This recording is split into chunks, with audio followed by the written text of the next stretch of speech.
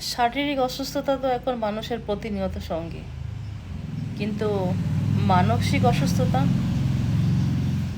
নমস্কার, আমি চিত্রা। আজকে এসছি একটা ছোট্ট টপিক নিয়ে, কিন্তু এর গুরুত্ব অনেক বেশি। সো শারীরিক অসুস্থতা থাকতেই পারে, এখন সকলেরই সঙ্গী, প্রতিনিয়ত সঙ্গী। হাই বিপি, লো বিপি, চোখের প্রবলেম, কানের প্রবলেম, হার্টের প্রবলেম, লিভারের প্রবলেম, কিডনির প্রবলেম, সে তো আছেই। আর কিন্তু জানেন, মানসিক যে অসুস্থতা কী করে আছে, এই সব কিছু একের সঙ্গে অন্যের সঙ্গে লিঙ্ক আছে। যেমন শারীরিক অসুস্থতা আসে মানসিক অসুস্থতার জন্য, আর মানসিক অসুস্থতা আছে আর কী করে আসে, এগুলো আসে লোকের ব্যবহারে, খুব কাছের লোকের অবহেলা, দুর্ব্যবহার, ভালো না বাসা, ভালো করে কথা না বলা, তাকে ভ্যালু না দেয়া, যাই করে তাতে কোনো প্রশংসা না করা, অনেকগুলো জিনিস, ছোটো ছোটো জিনিস কুটে কুটে মানুষকে খায় ভিতরে ভিতরে, আর সেখান থেকে জন্ম নেয় ডিপ্রেশন।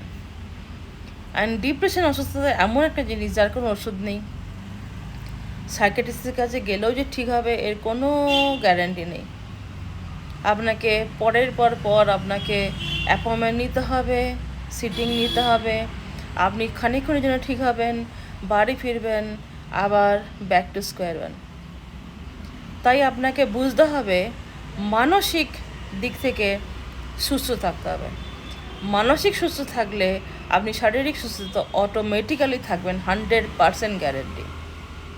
তাই নিজেকে খুশি রাখার জন্য কারোর উপর কোনো রকমের আপনাকে কোনোভাবেই কোনো রকমেরই কারোর তরফ থেকে আশা আকাঙ্ক্ষা সব ছেড়ে দিতে হবে।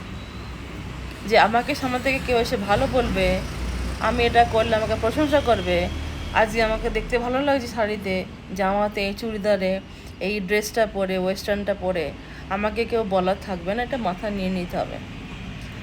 আমি যা, আমি তাই নিয়ে হ্যাপি আছি, আমি তাই নিয়ে হ্যাপি থাকবো। এই জিনিসটা মাথার মধ্যে রাখতে হবে। কারোর জন্য আশা করতে হবে না যে কেউ আমাকে এসে সুন্দর বলবে, ভালো বলবে, ভালোবাসি বলবে, প্রশংসা করবে তুমি এই কাজটার জন্য। এইসবগুলো ভুলে যাও। আর যখনই এগুলো ভুলে যাবে, তখনই তুমি কারোর উপর থেকে আশা করবে না।